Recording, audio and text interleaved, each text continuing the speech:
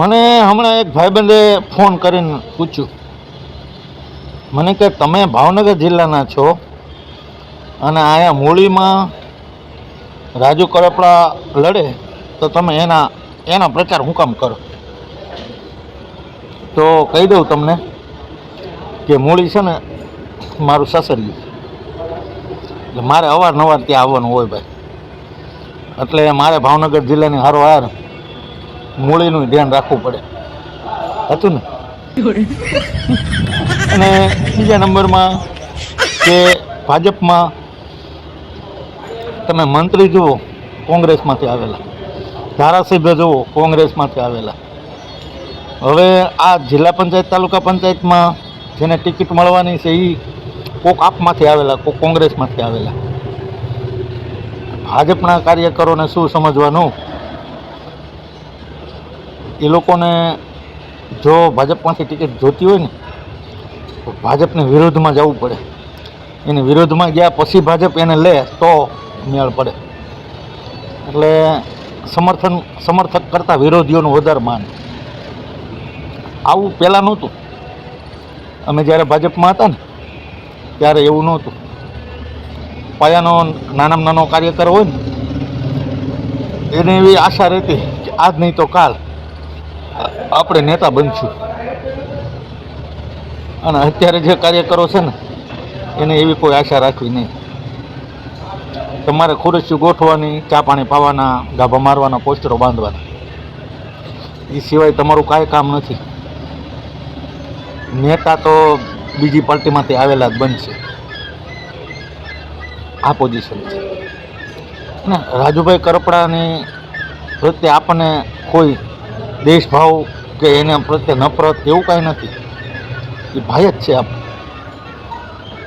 અને એણે કાંઈ આ નવીન નથી કરી. આની પહેલાં આપણે હાર્દિકભાઈને લઈ લો, ભાજપમાં જાઓ તો માનું ધાવણ લાગે જો. પછી એવા તો ઘણા છે, ઘણા કુંવરજીભાઈ બાવળિયા છે, ઓલા ઠાકોર છે. રાજુભાઈ કરપડા સૂરજ આથમણો ઉગે તેદી રાજુભાઈ ભાજપનો ખેસ પહેરે એવું કહેતા હતા. એ ત્યારે પાર્ટીમાં ન હોય તે કહેતા હોય. અને આ લોકોનું શું હોય, સોફ્ટવેર હોય. પાર્ટી બદલે ને એટલે સોફ્ટવેર અપડેટ થઈ જાય. ઓલું જે જૂનું સોફ્ટવેર હોય ને એ એને ડિલીટ મારી દેવાનું હોય અને નવું સોફ્ટવેર આવડા લોકો જે પ્રોગ્રામ આપે ને એ પછી અપલોડ થઈ જાય. એ પ્રમાણે એ પછી કામ કરે. એટલે આમાં એવું હોય નેતાઓમાં. એ તો આપણને એવું લાગે કે આ તો કાલ આમ બોલતો તો ના જ આમ બોલે છે, પણ એવું ન હોય. આખું સોફ્ટવેર જ અપડેટ થઈ ગયું હોય. કારણ કે તમે જુઓ તો ખરા, વિચાર કરો કે જે માણસ કાલ સવાર સુધી ખેડૂતો માટે લડતો હતો, ખેડૂતના દેવા માફ કરવાના, ગુજરાતમાં કડદો થાય છે ને આમ થાય છે ને આ સરકાર ઉપર માછલા ધોતો, એ હવે કડદા વિશે કાંઈ નહીં બોલે, ખેડૂતના દેવા વિશે કાંઈ નહીં બોલે, ખેડૂતોના પ્રશ્નો વિશે કાંઈ નહીં બોલે. કારણ કે કોને કેવું, એ જે પાર્ટીમાં છે એ નથી, એ લોકોના આ બધું કરવાનું. અને આપણે એ ભાજપમાં ગયા રાજુભાઈ, તો આપણે એને પૂછ્યું કે તમે જે પ્રશ્નો લઈને વિરોધ કરતા હતા એ બધા પ્રશ્નોનું સોલ્યુશન થઈ ગયું, કડદો બંધ થઈ ગયો, ખેડૂતોનું દેવું માફ થઈ ગયું, મેપિંગના પ્રશ્નો હલ થઈ ગયા, ખેડૂતોને પૂરતો પ્રમાણમાં ભાવ મળવા માંડ્યો ફણસનો. આવા બધા કેટલાય પ્રશ્નો હતા. એ પ્રશ્નોનું નિરાકરણ આવી ગયું હોય અને પછી રાજુભાઈ એમ કે આ બધા પ્રશ્નોનું સોલ્યુશન કરી દીધું મારું, એટલે હું એમાં જાઉં છું, તો આપણને વાત ગળે ઉતરે. પણ એક પણ સોલ્યુશન આવ્યું નથી. અને એમ છતાં જો ત્યાંના ખેડૂતો એને ખેડૂત નેતા માને તો એ એની ભૂલ. એમાં આપણે કાંઈ કહેવાનું ન હોય, પણ ન માને. ગુજરાતનો કોઈ ખેડૂત અત્યારે હવે એને ખેડૂત નેતા ન માને. કારણ કે જે વસ્તુ ખરીદાઈ જતી હોય ને, સમજી જાવ ને, નથી કહેવું આપણે. એટલે આવા બધા પ્રશ્નો છે. બાકી આ ચૂંટણીમાં સેમિફાઇનલ છે આમ આદમી પાર્ટી માટે. જો આમાં એણે કાઠું કાઢ્યું તો 2027માં થઈ જશે, ઘીના ઠામમાં ઘી પડી જશે.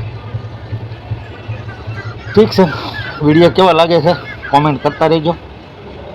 અને જરૂર પડે ને તો મૂળી તાલુકામાં પ્રચાર માટે પણ આવશું. એટલે ત્યાંના જે નેતાઓ છે સમજી જાઓ ને, એ લોકોને જો જરૂર હોય તો આપણને કહેજો, આવશું. અને આપણા ફોલોવર ત્યાં જ જાજા છે. બને સાહેબ રહ્યો કે નહીં હું ત્યાંનો, એટલે ત્યાં ઘણા ફોલોવર છે આપણા, આવશું આપણે. જય હિન્દ, જય માતાજી મિત્રો. વિડીયો કેવો લાગ્યો લાઈક કોમેન્ટ કરી દેજો, અને યુટ્યુબમાં જોતા હો તો સબસ્ક્રાઈબ કરવાનું ના ભૂલતા. ફરીને મળીશું પાછા આવીને આવી રસપ્રદ વાતો લઈ. બાકી રાજુભાઈ કરપડાનો વાંક નથી, એને બિચારાને ચીપટી કંઈક ગમે ત્યાં આવી ગયું, નહીંતર એ બીવે એવો માણસ તો હતો નહીં. પણ ભાઈ આ રાજકારણ છે, સારા માણસોને ચીપટી આવી જાય. ઠીક છે, હાલ્યા કરે. ચાલો મિત્રો, તો હવે ફરીને બીજા વિડીયોમાં મળશું. જય હિન્દ, જય માતાજી.